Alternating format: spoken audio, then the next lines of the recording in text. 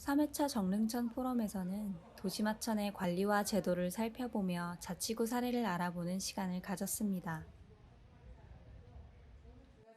잠깐 소개할게요. 저 사람 어디서 왔어 궁금하죠?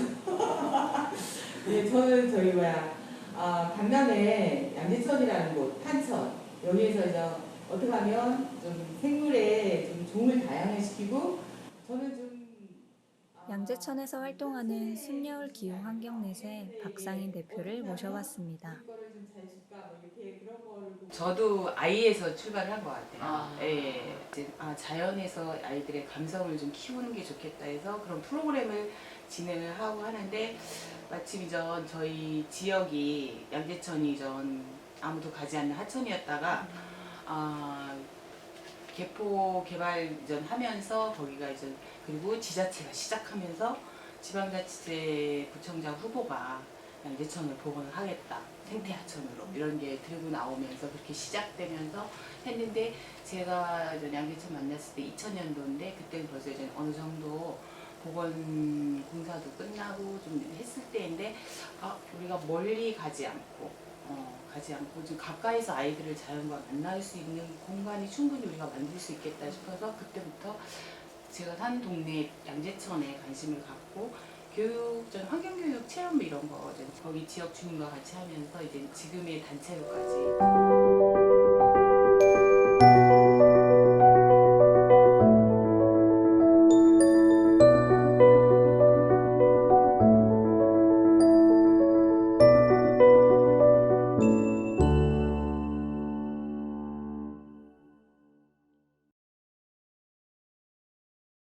양재천은 다른 하천과 다르게 물 바로 옆에 산책로가 없이 제방 쪽으로 최대한 밀어내서 둔치의 녹지 공간을 좀 넓게 확보를 했던 그런 취지로 이렇게 좀 생태복원을 시작했죠.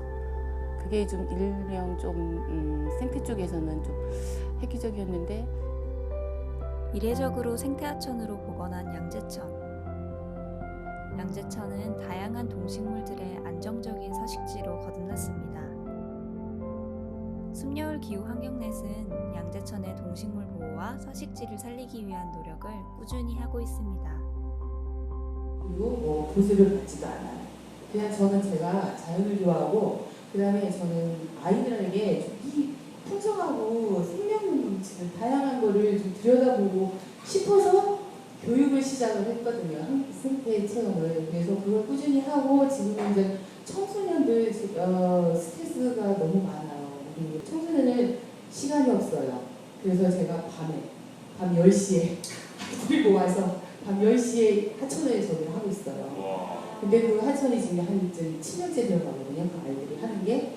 근데 이제 막 계속 이제 후배가 들어오고 하는데 지금 대학교 4학년까지 이제 있거든요. 대박이다. 네, 그래서 날카로운 조짐이 내 시간을 아프게 모두가 바쁘게 뭐라 하든 정치 하나 배웠으니 우리 양재천 환경지킴이로 커가는 청소년들은 다양한 방식으로 생태환경 보존의 중요성을 알리고 있습니다. 너희들이 꿈을 꾸던 그 시간에 나도 구름 꽃이 둥 똑바로 든 채로 생태를 고려하지 않는 경우에서 우리가 지금 치명적인 바이러스의 코로나라는 걸 겪었잖아요. 그래서 겪으면서 세계의 뭐 대기든 어쨌든 도시의 변화든 이런 걸 좀 체험은 했잖아요. 다시 좀 활발해져서 저긴 하지만 그래서 그거를 한번 경험을 했는데도 불구하고 우리는 또 좀 잊어가는 것 같아요. 바쁘죠, 뭐 현대인들이 바빠서 공간을 이용하는 게 그냥 걷기, 뭐 자전거 타기 뭐 이런 공간으로 이용하지만 사실은 거기 와서 머물 수 있는 사람들은 있거든요. 머물고 잠깐 시간을 보내. 근데 그게 제일 많이 하는 게 계층이 청소년, 어린이 계층, 유아 이거거든요.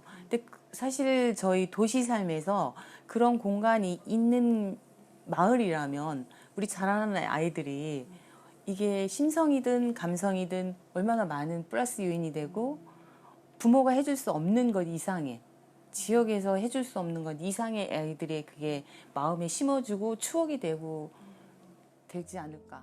그래서 생태하천으로 돌아온 양재천과 달리 정릉천은 걷기 편한 산책로와 쉴 수 있는 벤치가 놓인 인간 중심의 공간으로 점점 더 변하고 있는 것은 아닐지 반성해 봅니다.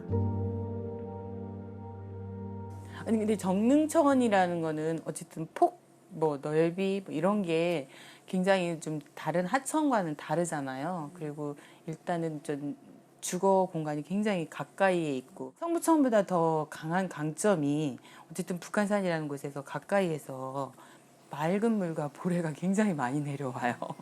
그래서 이게 굉장히 진짜 하천에서 몇 강급 노네 뭐 이런 게 가능한 서울 하천 중에 몇 안 되는 하천일 것 같아요. 제가 볼 때는 굉장히 강점인데 이게 여기에 아까도 말씀드렸지만 너무 많은 사람 편의에 뭐 벤치라든지 이런 거보다는 좀 자연스럽게 그냥 앉아서 좀 쉴 수 있는 이런 하천으로 만드시면 되게 좋을 것 같고 그래서 일단은 수질이 너무 좋아서 부럽기도 해요. 예. 저희 양재천 같은 경우는 생활하수를 정화시켜서 내려오는 물이거든요. 북한산에서 내려오는 깨끗한 물, 마을 사이를 흐르는 정릉천. 이곳을 동물과 식물들도 편안하게 살아갈 수 있는 터전으로 만들어갈 수 없을까요? 이걸 어떻게 갖고 갈 것인가? 우리 주민의 힘만으로는 안 돼요. 네, 안전 앞에 오면요 주민들 말 못해요. 안전이 최고야 이렇게 되면 벌어질 때까지 안전이 앞에 오면 아무도 얘기 못해요.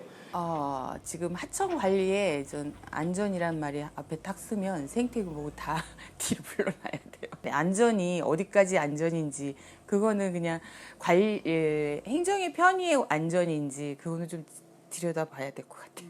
저는 제가 보니까 그래요.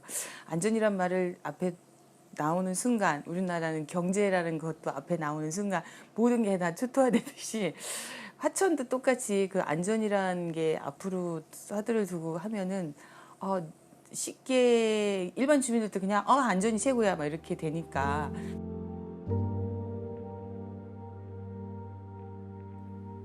안전을 위해 쌓은 보와 제방이 기후위기 앞에서 무용지물이 되는 것을 목격하면서 제방에 관한 생각이 바뀌고 있습니다.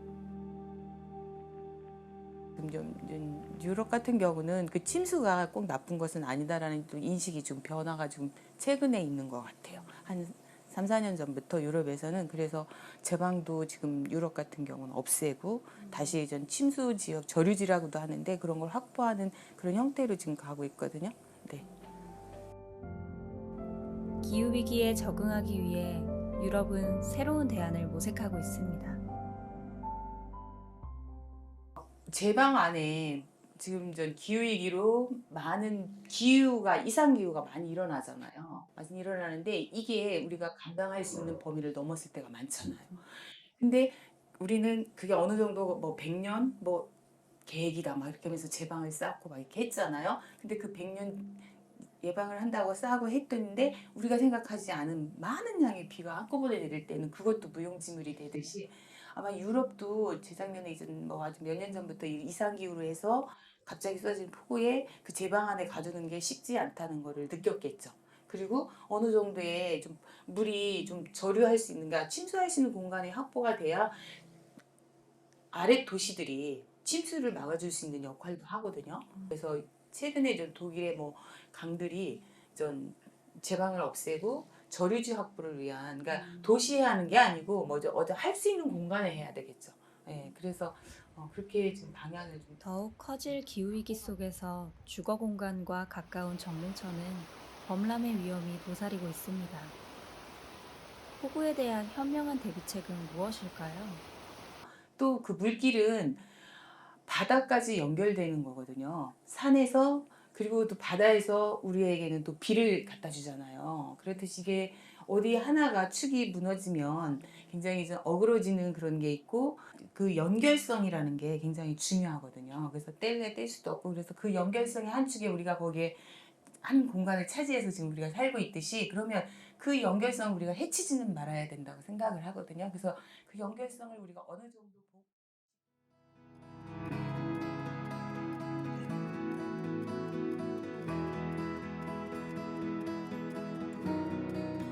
산과 강, 바다, 세상 모든 만물은 서로 연결되어 있습니다.